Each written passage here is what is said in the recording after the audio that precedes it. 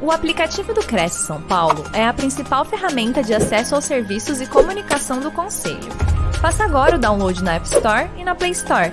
E siga nossas redes sociais no Facebook e Instagram. Olá, boa noite a todos. Bem-vindos a mais uma palestra produzida pelo Cresce São Paulo. O nosso convidado de hoje é o Igor Giraldi Faria. Boa noite, Igor. Como é que você está? Boa noite, Cristiane. Tudo bem? Graças a Deus, tudo jóia. Estamos aí mais uma vez, parceria com o Cresce de São Paulo. Com certeza. Seja novamente bem-vindo ao nosso conselho. Igor, eu vou ler aqui seu currículo para os nossos internautas. O Igor é advogado e graduado pelo Centro de Ensino Superior de Rondonópolis, Mato Grosso, especialista em Direito e Processo do Trabalho e Direito Imobiliário, fundador do escritório Igor Giraldi Advogados, Full Service, atuante há mais de 20 anos. Atuou também como primeiro tesoureiro da subsecção da OAB Mato Grosso, Rondonópolis, conselheiro estadual da Ordem dos Advogados de Mato Grosso, é professor do curso de pós-graduação em Direito Imobiliário da Universidade de Cuiabá. E o tema de hoje é sobre o uso capião como forma de regularizar os imóveis. Igor, seja bem-vindo. Boa palestra para você. No final, a gente retoma aqui a nossa conversa. Muito obrigado, Cristiane. Uma boa noite aí a todos do Cresce, ao pessoal que nos assiste agora aqui no TV Cresce através do YouTube e nas outras redes sociais.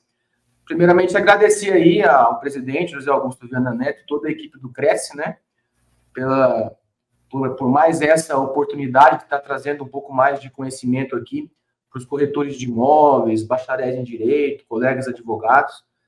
E é sempre bom a gente poder compartilhar um pouco do que a gente sabe e também aprender, né? A gente sempre aprende muito quando a gente ensina ou tenta transmitir algum conhecimento. Bom, então, vamos lá, né? Eu trouxe hoje aqui para vocês um tema que é muito importante, né? E eu atendo várias pessoas com essa situação aqui no meu escritório, que diz respeito ao uso capião. Então, em um primeiro momento, né, eu gostaria de dizer que a gente precisa desmistificar esse preconceito que existe em relação ao uso capião. Eu me lembro, né, que uma vez eu postei nas minhas redes sociais sobre o uso capião e eu recebi críticas de várias pessoas que o uso capião é coisa de malandro, de tomar imóvel do outro, de roubar imóvel, de invadir e etc. E, na verdade, na prática, não é bem assim, né? Do mesmo jeito que existem coisas que podem ser utilizadas para o bem, também existem coisas que podem ser utilizadas para fazer o mal. Mas, na verdade, o uso capião, ele é uma poderosa ferramenta que a lei nos dá e que o direito nos traz para poder regularizar propriedades, né? Então, o uso capião, né, é uma ação judicial, e hoje eu vou trazer aqui um panorama geral sobre o uso capião, até porque se a gente fosse se aprofundar, né, nisso, a gente iria levar uma palestra aí de muitas horas, mas o uso capião, como eu disse, é uma ferramenta muito importante, disponibilizada pela lei, no Código Civil, né, ela está lá no artigo 1238 e seguintes do Código Civil, onde ela é muito utilizada para fins de regularizar as propriedades. Principalmente naquelas situações onde a pessoa que tem a posse do imóvel, ela não tem escritura, ou até mesmo quando o vendedor não está mais ali para fazer, né, essa transferência de propriedade. Enfim, são várias situações que é possível utilizar dessa ferramenta do uso capião. Então, antes de começar, né, o assunto do uso capião, eu queria trazer aqui para vocês que na nossa legislação existem duas formas de se adquirir a propriedade de imóveis, né? Que a lei, ela divide, né, em aquisições derivadas e aquisições originárias. E o que é isso? É bem simples da gente entender. As aquisições de imóveis pela sua forma derivada, ela necessariamente exige que exista uma transação, né, uma transferência dessa propriedade entre duas pessoas. Então, quando você tem uma compra e venda, quando você recebe um imóvel de herança, sempre vai ser uma aquisição derivada, porque se transmite de uma pessoa para outra, né? Uma compra e venda, uma doação, né? Um imóvel recebido em partilha através de um inventário, sempre é uma aquisição derivada. Quando a gente fala em aquisição originária, que é a outra forma de se adquirir a propriedade no Brasil, ela vem através de uma decisão judicial, de uma sentença. Não tem uma transferência de uma pessoa para outra, não tem uma herança, não tem uma doação, não tem uma compra e venda, né? Então, quando você preenche certos requisitos que a lei determina em relação ao direito de uso capião, existe uma sentença judicial que determina o registro dessa propriedade no nome dessa pessoa que está ali na posse do imóvel. E aí a gente sempre fala que o uso capião é uma forma de aquisição originária da propriedade. Então, passar o slide aqui. Então, foi o que eu disse, né? As formas de aquisição da propriedade no direito brasileiro. A originária, ela é desvinculada de qualquer relação anterior. Então, não existe o comprador, a figura do comprador e do vendedor. A pessoa entra com o uso capião, preencheu aqueles requisitos que eu vou falar no decorrer dessa palestra, o juiz vai julgar, vai decidir, e tendo procedência, existe uma sentença que você vai levar a registro no cartório de imóveis e você adquire a propriedade. Né? E a derivada, como eu disse, existe uma relação anterior com o antigo proprietário, uma compra e venda, uma doação, uma herança. Enfim, vamos para frente. Então, o que é o uso capião, em outras palavras? E, assim, eu vou tentar ser o menos técnico possível, porque eu entendo, né, que muitos que nos assistem aqui talvez não tenham graduação em direito. Então, vamos tentar fazer um bate-papo bem, digamos assim, em palavras populares. O uso capião, ele nada mais é um instrumento que você transforma uma posse em propriedade. Ou seja, você está na posse daquele imóvel, mas você não tem a propriedade. Por quê? Porque a propriedade, ela só se comprova com o registro no cartório de imóveis. Então, aquela matrícula do imóvel, né, aquela identidade do imóvel que a gente fala, ela tem que estar em nome de determinada pessoa. Então, se você tem a posse, mas esse documento do imóvel não está no seu nome, você não é proprietário. Então, o que o uso capião faz? Ele transforma a posse em propriedade. E como que isso acontece?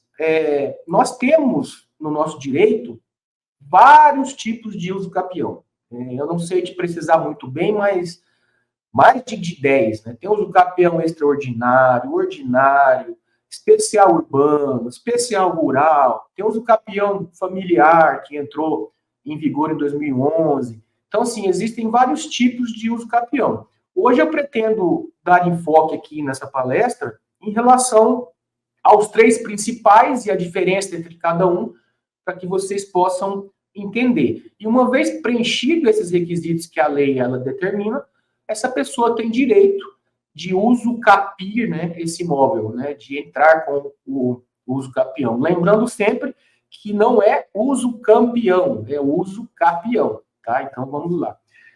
Passa para frente o slide aqui para ficar mais fácil. Então, o que o uso capião faz? Ele transforma a posse em propriedade. E o que acontece na maioria das vezes quando a pessoa tem o direito desse uso capião, entrou com a ação judicial, ganhou o processo? Bom, a sentença desse processo é levada ao cartório de imóveis na maioria das vezes é feito o cancelamento dessa matrícula anterior e a abertura de uma nova matrícula, onde vai constar que essa propriedade foi adquirida através de uma sentença de uso capião em nome dessa pessoa que entrou com a ação judicial. Então, se cancela a matrícula anterior e abre-se uma nova. Eu já vi, em alguns casos, alguns cartórios de imóveis que não cancelam a anterior e abrem uma nova. Eles podem também fazer o registro desse uso capião na mesma matrícula. E, diferentemente, né, da compra e venda, quando você vai no cartório, vai na prefeitura, é cobrado o ITBI, que é o imposto de transmissão, né, desse imóvel do vendedor para o comprador, na maioria das prefeituras é cobrado um percentual de 2%. No uso capião, isso não incide. Justamente porque, como eu expliquei lá no início, não é uma compra e venda, não é uma doação, não é um imóvel recebido de herança, é uma aquisição originária. Então, como não tem uma transação imobiliária no meio disso, não há a incidência do imposto do ITBI.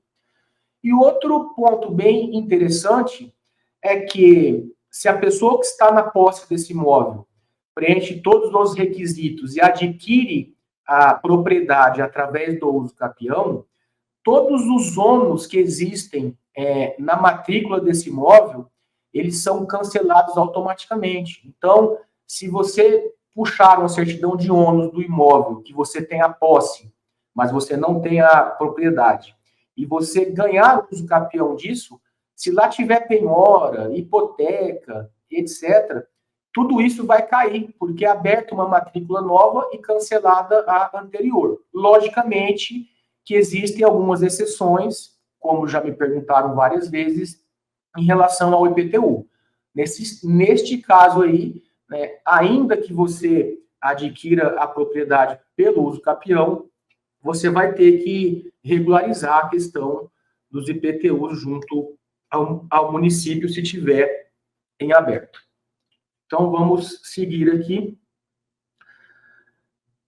Quais são os principais requisitos para que a pessoa que tem a posse de determinado imóvel, ela possa adquirir a propriedade através do uso capião? Bom, o principal é o tempo de posse, né? Então, no Código Civil, existem alguns tipos de uso capião, como eu disse, que o tempo de posse, ele varia de 15 anos, de 10 anos, de 5 anos, né? Então, a gente pode aqui falar que o uso capião extraordinário, a pessoa tem que estar 15 anos na posse, esse prazo, ele reduz, né, para 10, caso a pessoa tenha nesse imóvel construído a sua casa, more com a sua família, e etc. Então, o primeiro requisito é o prazo. Quanto tempo a pessoa está na posse? 15 anos, 10 anos, 5 anos. O segundo requisito que a lei fala é que a posse ela tem que ser mansa e pacífica. O que é uma posse mansa e pacífica?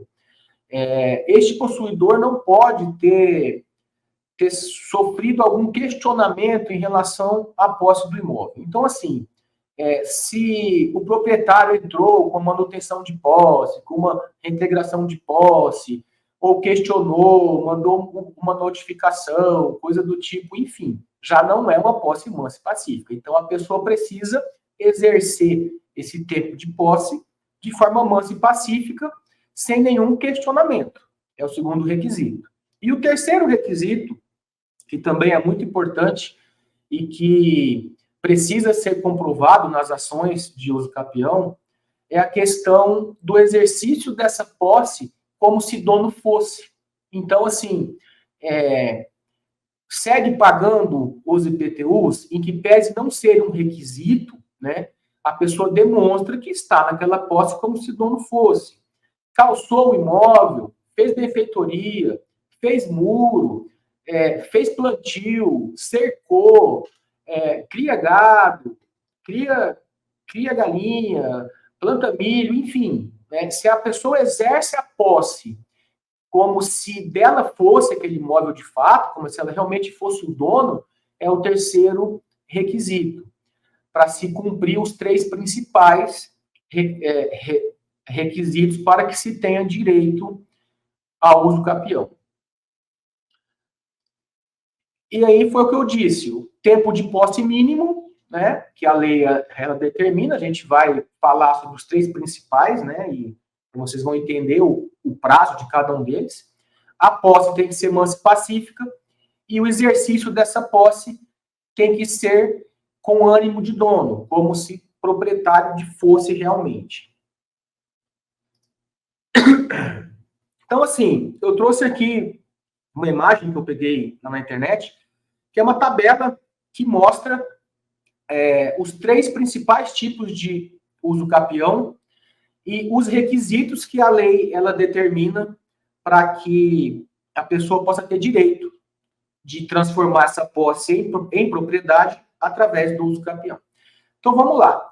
O primeiro deles é o uso capião especial urbano. Quando a gente fala de uso capião especial urbano, é para aquele imóvel urbano ou rural, mas ele tem uma limitação de metragem.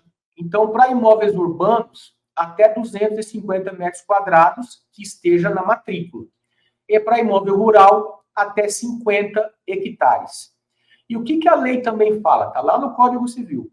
Fala que o tempo de posse tem que ser de, no mínimo, 5 anos. Então, para se fazer hoje um uso capião de imóvel urbano, tá? Ou seguir pelo rito do uso capião especial urbano, que é um rito mais rápido, depende de menos tempo de posse, que são só 5 anos, o imóvel tem que ter até 250 metros quadrados para imóveis urbanos e até 50 hectares para imóveis rurais. E ainda, a pessoa precisa utilizar desse imóvel, tá, para sua moradia. Então, por exemplo, um terreno vazio, né, você não vai conseguir entrar com o capião especial urbano se você não estiver morando nele, né? E o outro requisito que a lei fala para que a pessoa possa entrar com o uso capião especial urbano ou rural é que não pode ser proprietário de outro imóvel. Então, quando você vai pleitear esse uso capião, você tem que comprovar que você não possui, não é proprietário de outro imóvel. Então, recapitulando, uso capião especial urbano, prazo da posse, 5 anos, sempre tem que ser mansa e pacífica, que é um requisito que eu falei anteriormente, que é um dos principais. Então, os 3 requisitos anteriores que eu disse, eles precisam estar cumpridos independente do tipo do uso capião que você vai propor. Então, uso capião especial urbano, 5 anos de posse, área máxima de até 250 metros quadrados, se for rural, até de 50, né? Precisa morar no imóvel, ou em caso de imóvel rural, precisa estar produzindo no imóvel, fez horta, fez uma roça, cria gado, enfim. E não pode ser proprietário de nenhum outro imóvel. Então, precisa comprovar, através de uma certidão negativa de propriedade, que o interessado não tem nenhum outro imóvel em seu nome. Então, aqui eu expliquei do uso capião especial urbano e uso capião especial rural. Aí, o Código Civil nos dá uma outra oportunidade, que seria o uso capião ordinário. E aí, o que muda do uso capião ordinário para os demais? O uso capião ordinário, o interessado precisa comprovar que a posse dele, ela decorre de um justo título, ou seja, tem um contrato de gaveta, né, fez um contrato de cessão de posse com o proprietário anterior, né, essa posse foi adquirida de uma outra pessoa, ou seja, ela tem um documento que comprova a aquisição dessa posse. Ela tem algum documento que comprova a posse dela. Se ela tem algum documento que seja um justo título e esteja de boa fé, ela pode se utilizar da modalidade do uso capião, que chama-se de ordinário. E aí o prazo é de 10 anos. E pode ser reduzido para 5, se comprovar que essa posse foi adquirida e paga ao proprietário. Então, né, e também se o imóvel é usado como residência, se fez produção, etc. Então, assim, são 10 anos. Se mora no imóvel, se foi pago algum valor para o proprietário, se reside no imóvel, se fez alguma benfeitoria, se for no caso de imóvel rural, né? E aí sim consegue reduzir o prazo de 10 para 5. Lembrando que no uso capião ordinário, não é preciso comprovar o tamanho da área. Pode ser qualquer tamanho, 200 metros quadrados, 500, 1.000, 1 hectare, 1.000 hectares. Então, cada caso é um caso e depende, logicamente, da análise do que existe ou não de documentação e de que forma que esse interessado adquiriu essa posse ou vem exercendo essa posse. Tá?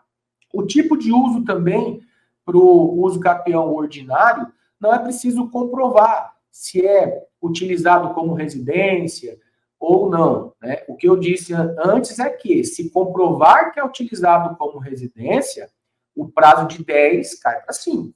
Mas, se não comprovar, não tem problema nenhum.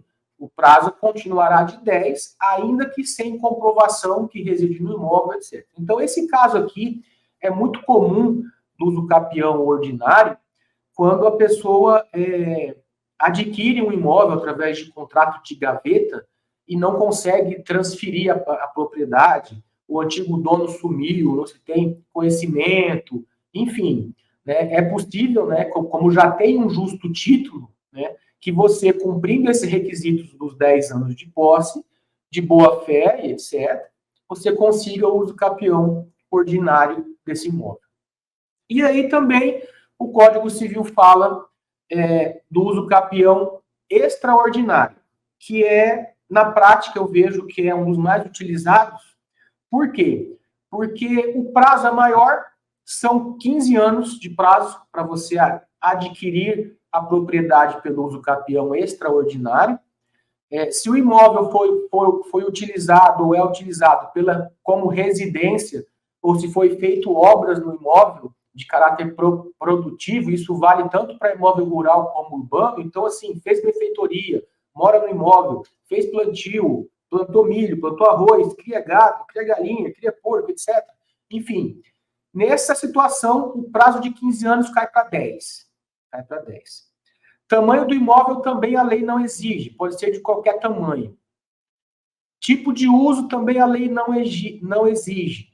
E, por fim, diferente das outras duas modalidades que eu expliquei, do uso capião ordinário e especial urbano, que precisam que a pessoa interessada comprove a boa-fé, o uso capião extraordinário, ele não precisa que você comprove a boa-fé.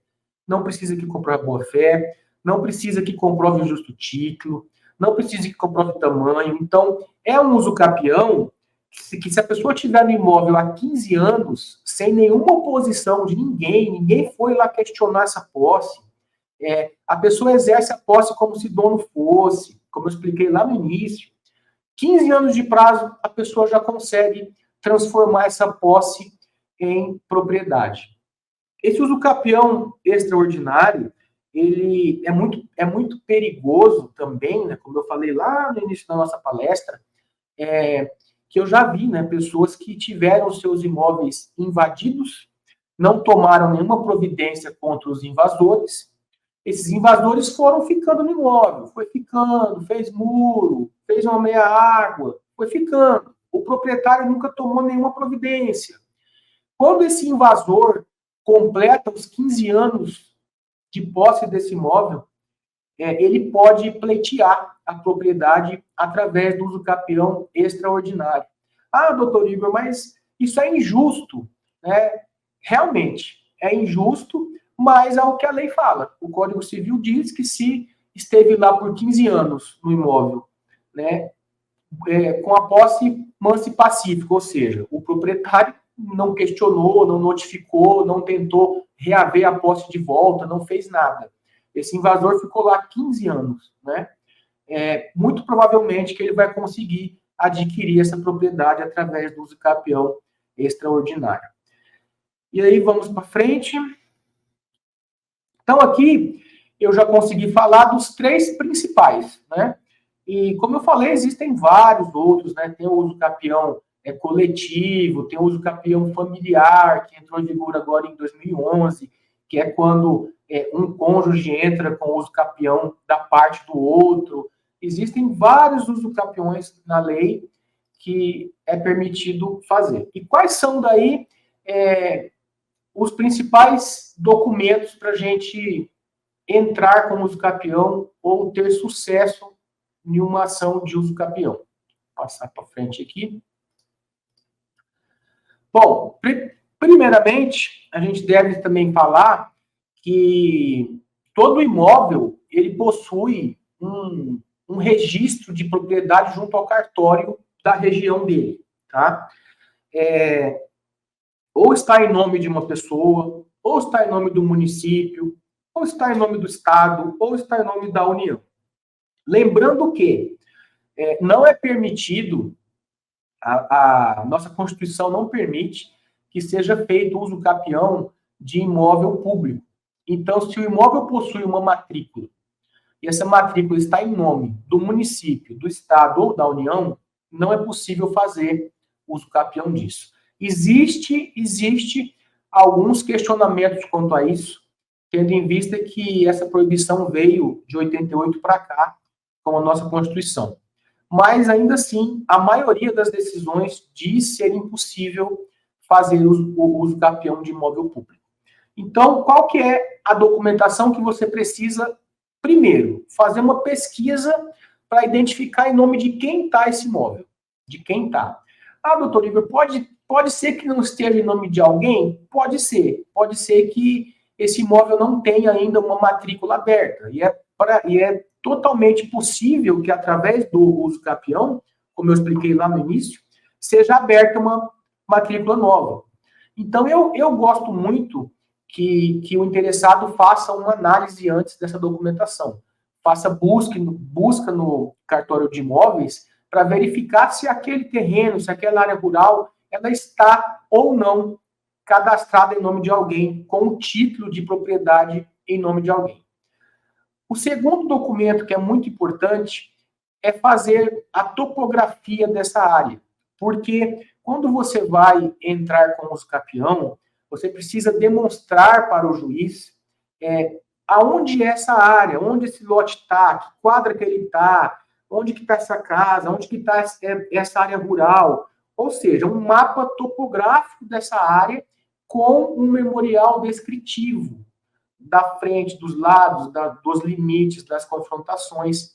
Geralmente, esse mapa e memorial descritivo, ele é feito ou por engenheiro civil ou por agrimensor. É possível entrar com ação sem esses documentos? É possível, mas eu não sugiro que faça, porque isso atrasa muito o processo de regularização. Então, é muito melhor você já entrar com toda a documentação apta, né, do que ter esses atravancos durante o processo. Outro requisito muito interessante, muito importante, é que você identifique os vizinhos. Por quê? Porque a lei determina que quando o interessado ele entra com um processo de uso capião, a lei determina que os vizinhos sejam intimados dessa ação também. Ah, doutor, mas por quê? Porque, às vezes, o imóvel que você está tentando fazer uso capião pode estar invadindo uma parte do seu vizinho, ou não. Então, por questões de segurança, a lei determina que os vizinhos, tanto do lado esquerdo, como do lado direito, como dos fundos, sejam intimados do processo para se manifestar eventual interesse. Não quer dizer que o vizinho vai se opor ao seu uso capião. Olha, não quero que essa pessoa faça uso capião do imóvel. Não é isso. Na maioria das vezes, os vizinhos nem se manifestam de nada. É só para o vizinho ter a segurança que aquele imóvel que está sendo feito o uso capião não está entrando dentro da sua área, etc. E aí, também é necessário que, quando vai fazer esse mapa, esse memorial descritivo, né, se identifique se existem matrículas dos vizinhos nos cartórios. Então, isso também é interessante. Os outros documentos são os documentos pessoais, né, os comprovantes que você exerce essa posse como se dono fosse, fiz benfeitorias, tá aqui as notas fiscais, fotos do imóvel, né? Testemunhas também que consigam comprovar isso em audiência, o tempo que você está no imóvel, que sempre foi mansa e pacífica, nunca ninguém questionou, questão que fez benfeitoria, tudo isso pode ser comprovado também com testemunhas. E, por fim, é sempre bom lembrar que, como eu disse, né, atualmente no Brasil existe o uso capião que pode ser feito diretamente no cartório de imóveis, né, o uso capião extrajudicial também é possível fazer. Mas eu trouxe aqui, né, como de fato a gente já vem falando, os 3 principais tipos de uso capião que a gente atua no âmbito judicial. Então, é uma ação, né, como qualquer outra, que ela é movida contra o titular da matrícula do imóvel, se existir essa matrícula aberta, e é um processo que a prática nos mostra que ele leva em torno aí 2 anos, 3, talvez até mais, depende muito, né, da onde for ser dada a entrada, de qual estado, de qual cidade, mas é uma ferramenta muito útil, né, para se regularizar a posse em propriedade. E hoje nós sabemos que no Brasil, mais de 80%, talvez mais de 70%, se eu não me engano, a última vez que eu vi uma reportagem a respeito, os imóveis estão irregulares. Imagina você que os benefícios que a pessoa tem de regularizar o seu imóvel, né? Ela consegue, o imóvel ele valoriza, ela consegue dar o imóvel em garantia em operações financeiras. Preciso tirar um dinheiro no banco, você tem o imóvel ali para garantir essa operação. Se você for vender o imóvel, é muito mais fácil você vender um imóvel que já está regularizado do que um imóvel que ainda dependa de alguma coisa, né? Quando você vai vender a posse só, ela é um preço. Quando você tem a posse e a propriedade, o preço é outro. Então, assim, são muitos os benefícios de se regularizar os imóveis para evitar também outros prejuízos de deixar no nome de quem está. Então, o que eu tinha para dizer é isso. Vou abrir aqui para algumas dúvidas, né, que acho que a Cristiane vai me fazer algumas perguntas aí agora, se ficou alguma dúvida. E é isso. Agradecer aí pela audiência de vocês, me colocar à disposição. Realmente, o uso capião é um assunto tanto um pouco complexo, não é todos que conseguem entender, mas eu tentei trazer aqui de uma forma mais clara possível, sem muito juridiquês, de forma que atenda aí aos anseios dos corretores de imóveis que gostam do tema e que se interessam pelo assunto. Igor, obrigada pela sua explanação. Igor, eu queria fazer uma pergunta assim, bem direta com relação à parte do corretor de imóvel. Quais os prejuízos que podem ser ocasionados na negociação imobiliária caso a questão do uso capião não seja identificado pelo corretor de imóveis? E, assim, de maneira prática, além da matrícula, quais as documentações que são necessárias para essa identificação? Olha, Cristiane, o que eu vejo é assim, quando o corretor de imóveis vai fazer uma compra e venda de um imóvel, ele precisa se certificar de quem é o imóvel. Ou Sim. seja, ele não pode vender um imóvel que é do João, vender como se fosse do José. Sim. Então, ali ele já começa a identificar quem que é o proprietário. Se existe o proprietário, porém, quem está na posse é uma outra pessoa, ele precisa, né, nessa compra e venda, se atestar que essa pessoa realmente adquiriu essa posse do dono, como que foi feito isso, quanto tempo está na posse, enfim. E o prejuízo, Cristiane, penso eu, né, no meu ponto de vista, é que uma coisa é você fazer uma transação em relação a um imóvel de posse. É perfeitamente possível você vender uma posse, não tem nenhum problema. Mas quando você vende uma propriedade que tem escritura, que tem registro, o valor é totalmente outro, né? Então, eu penso eu que que isso é o que deve ser observado, em nome de quem está, se quem está na posse é de fato o proprietário ou não, se quem estiver na posse não for o proprietário, como que ele adquiriu essa posse, quanto tempo está, enfim, fazer essas investigações para se eximir de qualquer responsabilidade. Em relação à documentação que você me perguntou, a principal é a matrícula do imóvel, né? E visitar o imóvel em loco para saber as informações reais. Isso é muito importante. Igor, eu queria que você desse um alerta aí aos corretores de imóveis sobre as responsabilidades dele, com relação à responsabilidade civil. Eu queria que você desse um alerta aí, né? Porque isso é muito importante na negociação. Muito, isso é muito importante. E eu digo mais, viu, Cristiane, a responsabilidade civil, ela está em todas as profissões, não Sim. Só no corretor de imóveis.